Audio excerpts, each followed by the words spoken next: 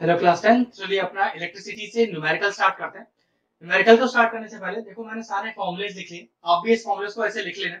अभी आपको ही फॉर्मुलेस याद नहीं होंगे तो सबसे बेस्ट तरीका है सारे फॉर्मुलेस पर एक साथ लिख लो, फिर क्वेश्चन को वन बाय वन करो और चेक करो कौन सा फॉर्मुला इसमें अप्लाई हो रहा है। और जैसे जैसे आपको फॉर्मुले याद हो जाएंगे फिर आपको इसको लिखने की जरूरत नहीं पड़ेगी। तो चलिए एक बार फॉर्मुलेस देख लेते हैं। यह I is equal to Q upon T, Q यहाँ पर charge, I current, T time, V is equal to I R, सबसे इंपॉर्टेंट फॉर्मुला है, बहुत बार यूज होगा। R is equal to rho L upon A, E energy is equal to work done is equal to Q into V, Q यहाँ पर charge है और we है वोल्टेज।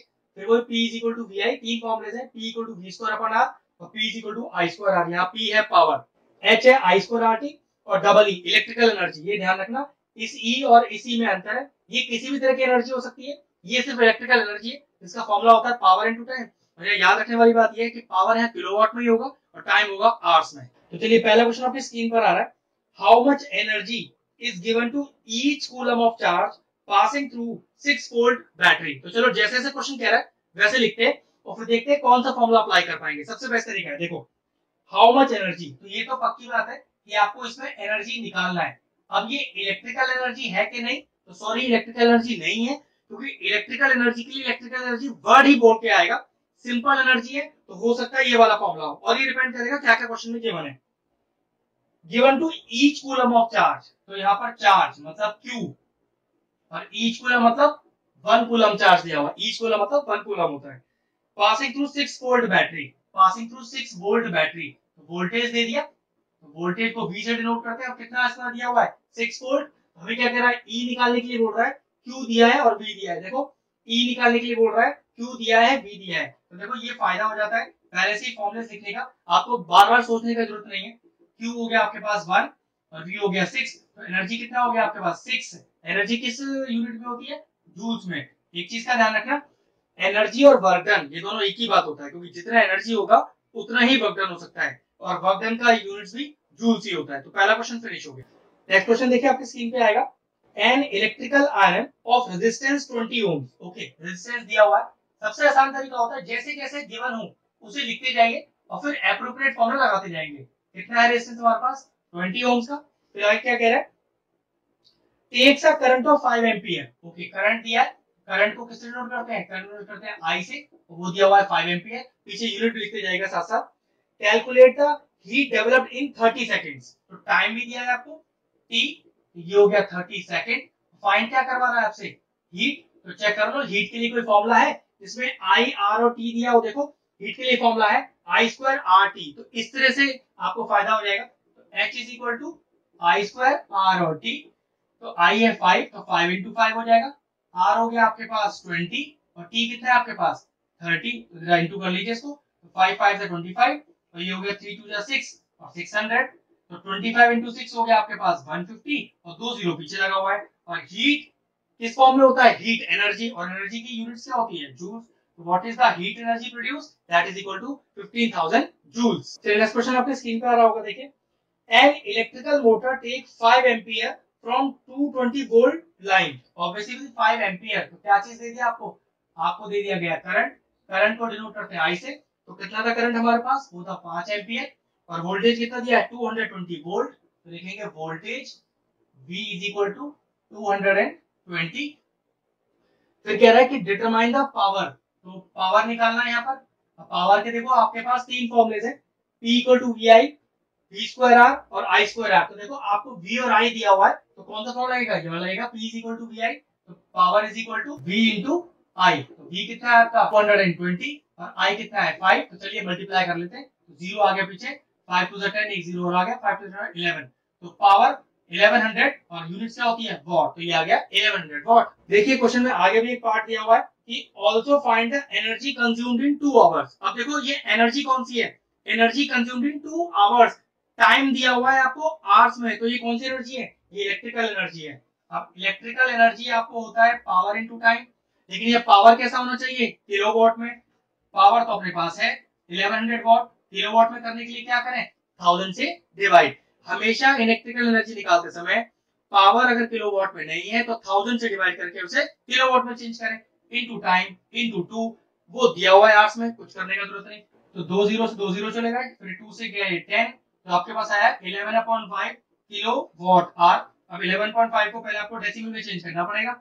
ये कितना आएगा फटाफट से देखते हैं। तो 5 2 जा 10 और पॉइंट लगा के 0, 5 2 जा 10, तो ये आपके पास आया 2.2 kWh।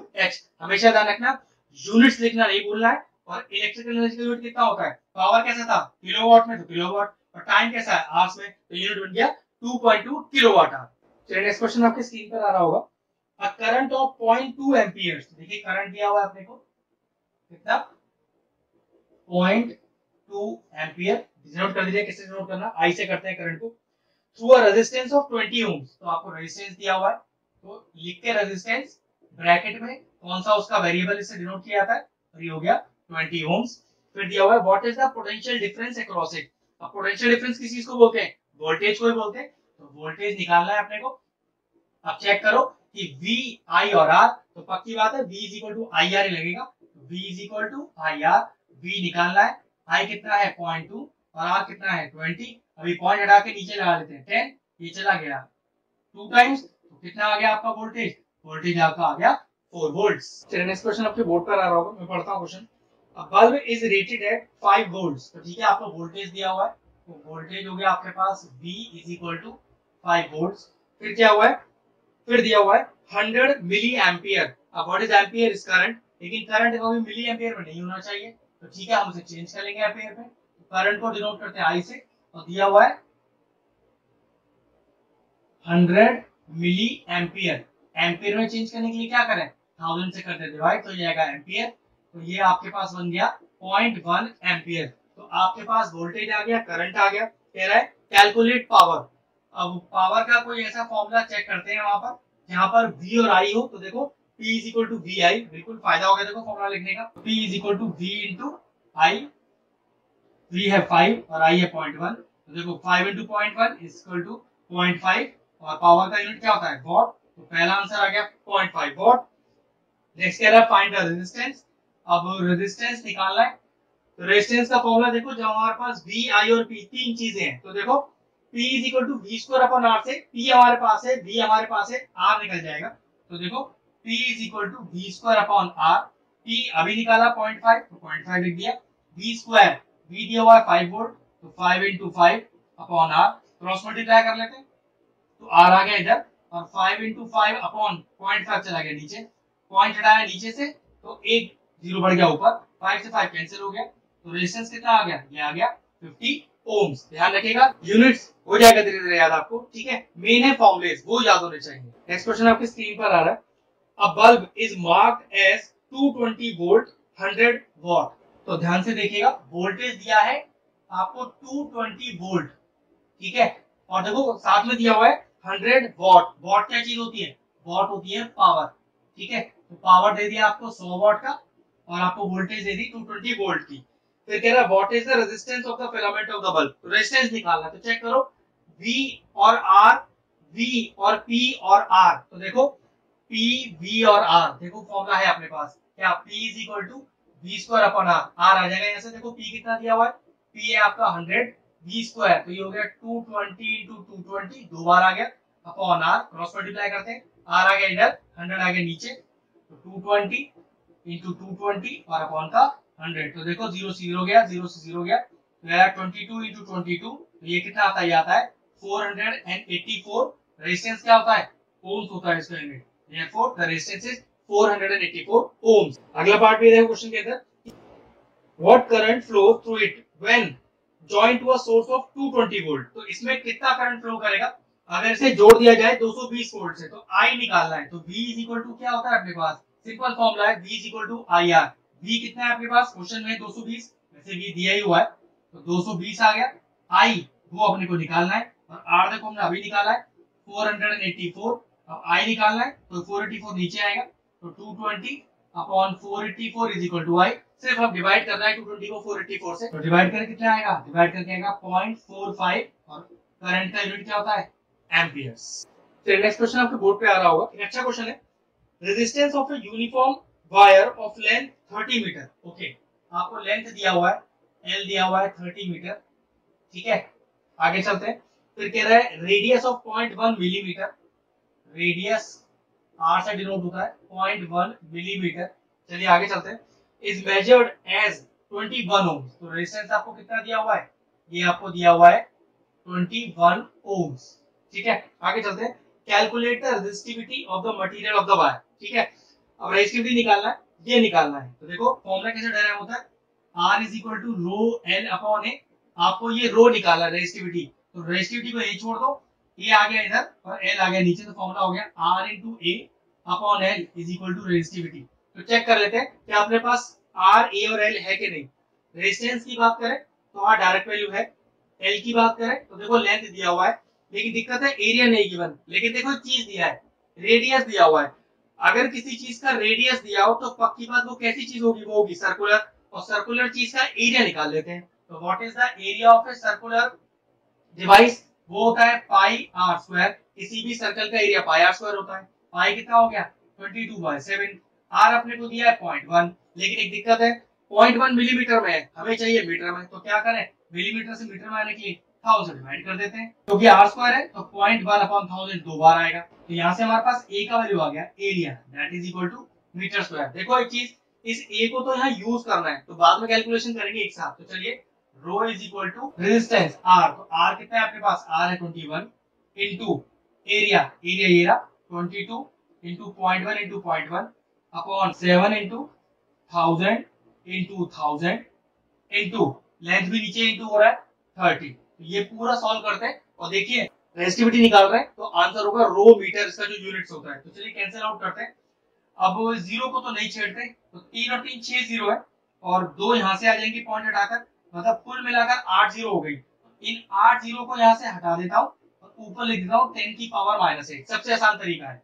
क्या बचा अपने पास 21, 22, 7 और 30 इंटू 10 की पावर -8 ओम मीटर। देखो सबसे आसान तरीका होता है कैलकुलेट सॉल्व करने का, जीरो और डेसिमल दोनों को बिल्कुल छूने का जरूरत नहीं है, इनको तो एक साइड रख लीजिए। अब इनको सॉल्व कर लेते हैं।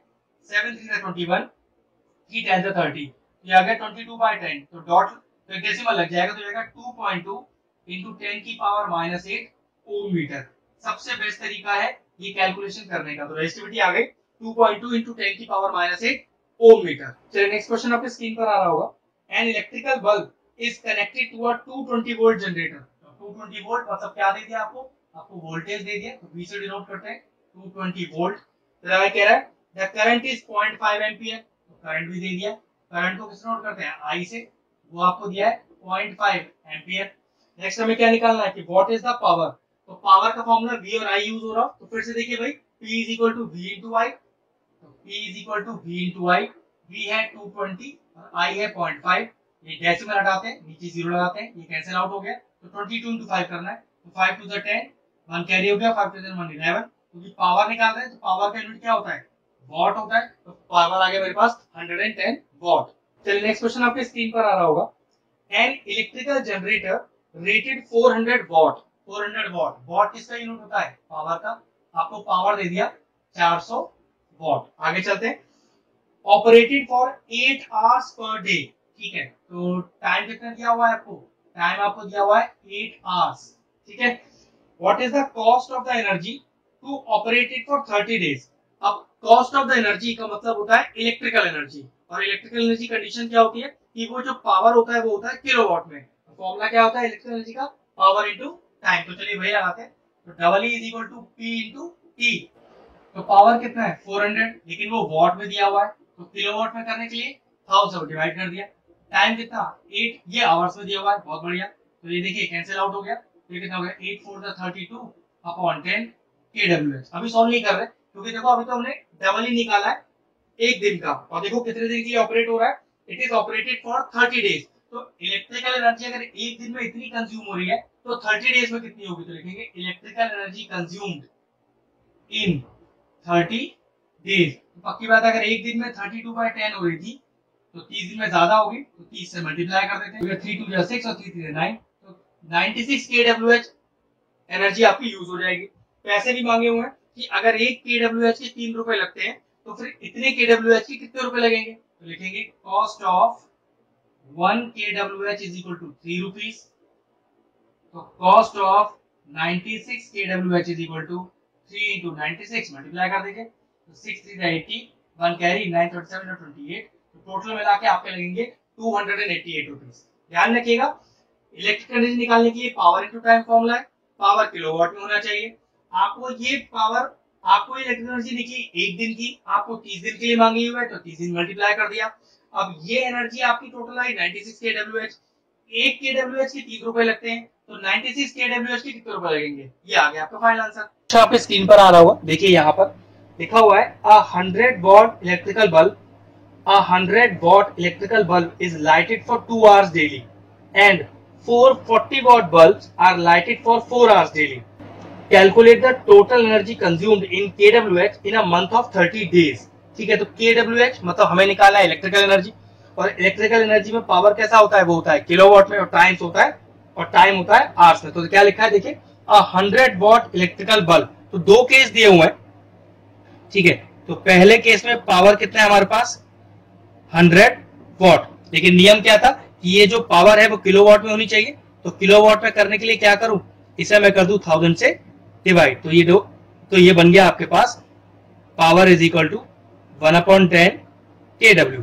और देखिए यहां पर आपको टाइम कितना दिया हुआ है, टाइम आपको दिया हुआ है यहां पर 2 आवर्स का, तो 2 आवर्स लिख दिया मैंने यहां पर। तो यहां पर देखो इलेक्ट्रिकल एनर्जी कितना आ गया फॉर्मूले वाइज, P इंटू टी, ये हो गया 1/10 और इंटू 2 कैंसिल आउट हो गया, बचा 1/5 kWh। लेकिन ये बात हो रही है पहले केस की। अब देखिए सेकंड केस में क्या कह रहा है, 440 वॉट बल्ब्स। तो चलिए पावर निकालते हैं, तो कैसे कहेंगे, पावर ऑफ वन बल्ब कितना 40 वॉट, तो लिखेंगे यहां पर पावर ऑफ 4 बल्ब्स। अगर एक बल्ब की पावर 40 वॉट है तो 4 वॉट की कितनी होगी, ऑब्वियस सी बात है मल्टीप्लाई हो जाएगा 160 वॉट हो जाएगी। लेकिन दिक्कत वही, यहां भी पावर कैसे चाहिए, किलोवाट में ही चाहिए। तो चलिए 1000 से डिवाइड कर दिया, तो ये लिए kW आ गया। अब यहाँ पर टाइम कितना दिया हुआ है, 4 आवर्स दिया हुआ है, तो टाइम हो गया आपके पास 4 आवर्स का। ठीक है, तो चलिए यहां भी निकाल लीजिए डबल ई, तो डबल ई का फॉर्मूला भाई P इंटू टी, तो P कितना है 160/1000 इंटू टी, टी इज 4, 0 से 0 चला गया, तो 16 4 64/100 kWh। ये जो इलेक्ट्रिकल एनर्जी मैंने निकाली ये 1 डे की निकाली, तो लिखेंगे total electrical energy consumed in 1 day. ठीक है, ऐड कर लेते हैं 1/5 प्लस 64/100, ये कितना आएगा, एलसीएम आ गया आपके पास 100, तो 5 इंटू 20 हो गया, यहाँ हो गया 64, ये हो गया 84/100, ये हो गया 0.84 kWh। तो एक दिन की पावर है 0.84 kWh। हमसे क्वेश्चन में क्या मांगा है, इन 30 डेज, तो लिखेंगे total electrical energy in 30 days. तो क्या करें, सिंपल 30 से 0.84 को मल्टीप्लाई कर देते हैं, ये कितना आ गया 3 इंटू 8.4, भाई 0 की वजह से 0.8 खिसक गया, तो 4 3 12, 1 कैरी, 8 थे 24 और 25, तो टोटल आंसर आया 25.2 kWh। इसमें हमारी पावर कितने दिन की निकली, 30 डेज के लिए। तो क्वेश्चन फिनिश हुआ। क्वेश्चन आपकी स्क्रीन पर आ रहा है। अब एक सर्किट डायग्राम दिया हुआ है जिसमें 4 रेजिस्टेंस लगे हुए हैं, यहाँ पर वोल्टेज लग रहा है 12 वोल्ट का, और कैलकुलेट करना है हमें total resistance of the circuit और टोटल करंट। तो अब जरा ध्यान से R1 और R2 की बात करते हैं। R1 और R2 में देखो सेम करंट फ्लो हो सकता है, इसका मतलब ये हुआ कि जो R1 R2 है ये दोनों के दोनों सीरीज में। अगर R3 R4 की बात करें तो देखो दोनों में सेम करंट फ्लो हो सकता है, करंट कहीं बट नहीं रहा, तो R3 और R4 भी सीरीज में। क्या सीखा था हमने कि अगर दो रेजिस्टेंस सीरीज में लगे हो तो टोटल रेजिस्टेंस निकालने के लिए दोनों को डायरेक्टली ऐड कर दीजिए। तो देखो जरा RS मतलब रेजिस्टेंस सीरीज, तो R1 और प्लस R2, तो ये कितना हो गया 10 और प्लस 20, ये कितना हो गया फिर आपके पास 30 ओम्स। ऐसे देखो यहाँ भी RS1 कर देते हैं, मतलब कुछ अलग दिखाने के लिए, तो यहाँ हो गया R3 प्लस R4, क्योंकि दोनों यहाँ पर भी सीरीज में लगे, तो 5 और प्लस 25, तो ये कितना हो गया आपके पास 30 ओम्स। अब देखो ये जो आपका सर्किट डायग्राम है वो चेंज होकर कैसा आया, और आपको पेपर में ऐसे ही बनाना पड़ेगा। ये R1 प्लस R2 कितना बन गया RS, तो देखो जरा ध्यान से RS, और इसकी वैल्यू कितनी है 30 ओम्स, और R3 और R4 कितना बन गया RS डैश, तो ये देखो जरा ध्यान से, तो RS डैश, और ये कितना बन गया, ये भी बना आपका 30 ओम्स। और ये किससे जुड़ा हुआ है, ये जुड़ा हुआ है एक 12 वोल्ट की बैटरी के साथ विदा स्विच।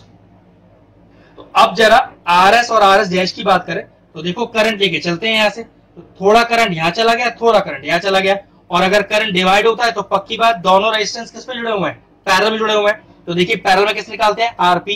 पैरेलल में कैसे निकालते हैं, 1 करते हैं तो 1/RS और 1/RS डैश। लेकिन ध्यान रखना यहाँ भी आरपी नहीं आएगा, यहाँ भी 1/RP आएगा फिर, क्योंकि पैरेलल में जो हम ऐड करते हैं वो 1 करके करते हैं। तो 1/RP is equal to 1/30 plus 1/30, क्योंकि देखो RS भी 30 और RS डैश भी 30 है।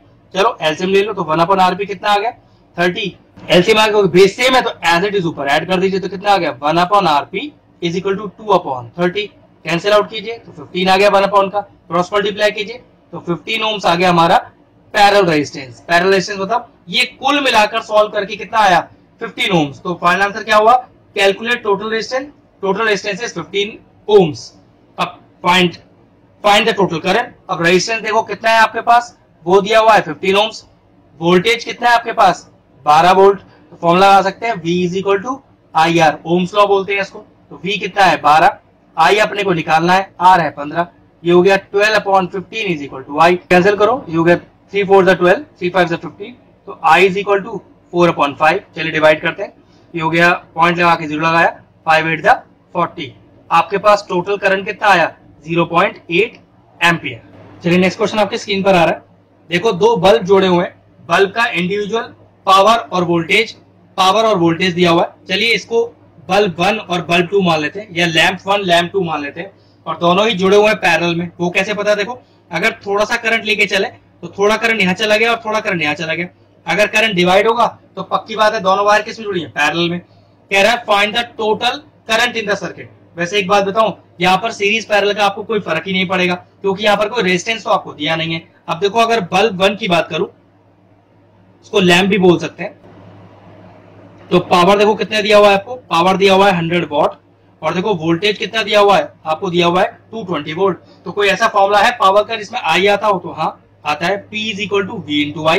तो P आपको गिवन है 100, V आपको गिवन है 220, I आपको निकालना है। तो पहली वायर में कितना करंट आएगा, देखो 100/220 इज इक्वल टू I। ये कट गया, तो आपके पास पहले केस में I आया 10/22। कैंसिल आउट कीजिए, 2 5 10, 2 1 2, 2 1 2। तो पहले केस में आपका करंट आया 5/11 एम्पियर। चलिए सेकंड लैंप की बात करते हैं, या बल्ब कुछ भी बोल लो यार, बार बार कोई दिक्कत नहीं है इसमें, ठीक है। तो बल्ब 2 का पावर कितना है, देखो ये है 25 वॉट, और आपका वोल्टेज कितना है 220 वोल्ट। फिर से वही निकालना, तो आई है फॉर्मूला वही, P is equal to V into I. P इज 25, V है 220, आई यहाँ पर भी नहीं पता, तो 25/220 इज इक्वल टू आई। अब कैंसिल आउट करो, तो 5 4 20 और 5 4 20, 5 5 25। तो देखो यहाँ पर करंट कितना आ गया 5/44 एम्पियर। क्वेश्चन में क्या काम कर रहा है, फाइंड द टोटल करंट। पहली वायर का करंट भी आ गया 5/11 एम्पियर, सेकंड वायर का करंट भी आ गया 5/44 एम्पियर। तो टोटल करंट कितना होगा, कुछ नहीं करिए, टोटल को ऐड कर दीजिए। तो ना तो यहाँ आपको सीरीज से कोई फर्क पड़ा, ना कोई आपको पैरेलल से, क्योंकि यहाँ पर आपको रेजिस्टेंस की तो कोई बात नहीं कर रही रहा। तो चलिए 44 एलसीएम आ गया, तो 11 4 44, 4 5 20, 44 1 44 इंटू 5। तो यहाँ पर आपके पास आ गया 25/44, और करंट निकाल लें एम्पियर। लीजिए फिनिश हो गया आंसर। चलिए नेक्स्ट क्वेश्चन आपकी स्क्रीन पर आ रहा है। चलिए नेक्स्ट क्वेश्चन लिख दिया है, an electrical lamp whose resistance is 20 ohms and a conductor whose resistance is 4 ohms are connected to a 6-volt battery। Okay, मतलब एक फिगर बनाते हैं, एक लैंप जुड़ा हुआ है, ये लीजिए एक लैंप है हमारे पास, और एक कंडक्टर जिसका रेजिस्टेंस दिया हुआ है, ठीक है। अब दोनों का अलग अलग रेजिस्टेंस है। लैंप की बात करें तो उसका रेजिस्टेंस है 20 ओम्स का, और अगर कंडक्टर की बात करें तो उसका रेजिस्टेंस है 4 ओम्स का। मान लीजिए ये R1 हो गया और ये R2 हो गया, are connected to a 6 volt battery. तो 6 वोल्ट की बैटरी से जोड़ देते हैं, ठीक है, की लगा देते हैं इसके अंदर, और ये बन गया अपना circuit diagram. Find the total resistance मांग रहा है, तो आप देख ही सकते हो, अगर मान लो इस रेजिस्टेंस को मैं R1 मान लूं, उस रेजिस्टेंस को R2। तो ध्यान रखो जब भी क्वेश्चन में ऐसा कुछ दिया ना हो आपको, तो हमेशा दोनों रेजिस्टेंस को सीरीज में ही जोड़ना। तो सीरीज में कैसे होता है, डायरेक्टली इन्हें जोड़ दीजिए। तो टोटल रेजिस्टेंस कितना आ गया 20 + 4 इज इक्वल टू 24 ओम्स। इसमें तो कुछ करना था नहीं। Find the total current. अब देखो आपके पूरे सर्किट का टोटल रेजिस्टेंस आ गया, और आपको टोटल वोल्टेज कितना दिया हुआ है, ये टोटल वोल्टेज दिया हुआ है आपको, देखो 6 वोल्ट। तो क्या निकालना है, फाइंड करंट। तो फॉर्मूला वही ohm's law, V is equal to IR। तो V है आपके पास 6, I आपको निकालना है आर आपको है 24, तो कितना आ गया 6/24 is equal to I, cancel out कर लीजिए, 3 2 6, 3 8 24, तो आई का वैल्यू आ गया 2/8, तो कैंसिल आउट होकर कितना आया 1/4, तो आई कितना आएगा 0.25 एम्पियर, तो करंट भी आ गया। लेकिन ध्यान रखना ये करंट आपके पूरे सर्किट के अंदर है। अब क्वेश्चन क्या कर रहा है, find the potential difference across lamp and conductor, मतलब इस लैंप में अलग से निकालना है वोल्टेज, वोल्टेज और पोटेंशियल डिफरेंस एक ही बात होता है, पहले ही बता चुका हूं, और इस कंडक्टर में भी अलग से निकालना है। तो चलो अलग से निकाल लेते हैं। पहले बात करते हैं लैंप की, ठीक है। तो लैंप का देखो रेजिस्टेंस कितना है, लैंप का रेजिस्टेंस है 20 ओम्स का, और लैंप में करंट कितना जा रहा है भाई, जो करंट लैंप में जा रहा है वही कंडक्टर में जा रहा है। देखो क्योंकि सीरीज में जुड़े हुए ना, तो सीरीज में करंट सेम होता है। वो करंट हमने भी कितना निकाला, that is equal to 1/4 ampere. जब कैलकुलेशन करेंगे तो 1/4 की तरह यूज कर ले। तो हमें निकालना क्या है, पोटेंशियल डिफरेंस, तो फॉर्मूला वही है, V is equal to I R, तो आई आर 1, तो V कितना वो हमें निकालना है, पोटेंशियल डिफरेंस ही V होता है, I कितना 1/4, R1 20, कैंसिल आउट हो गया। तो पहले लैंप में कितना आया पोटेंशियल डिफरेंस, वो आया 5 वोल्ट। चलिए अब बात करते हैं कंडक्टर की, बिल्कुल सेम इसी तरह से निकालना है इसको भी। कंडक्टर का रेजिस्टेंस कितना है वो दिया हुआ है पहले से ही 4 ओम्स, और मैं कहूं इसमें करंट कितना है, तो करंट तो वही है जो हमने पहले निकाला है, क्योंकि सीरीज में करंट सेम होता है। तो करंट हो गया आपका 1/4 एम्पियर। तो यहां से voltage V is equal to फिर से वही आई आर 2 कर दो इस बार, तो आई हो गया 1/4, आर है 4, कैंसिल आउट हो गया। तो कितना आ गया वोल्टेज आपके पास, यहाँ पर आ गया 1 वोल्ट। तो पोटेंशियल डिफरेंस बोलो या वोल्टेज बोलो एक ही बात होता है। तो पहले केस का वोल्टेज आया 5 वोल्ट और दूसरे केस में आया 1 वोल्ट।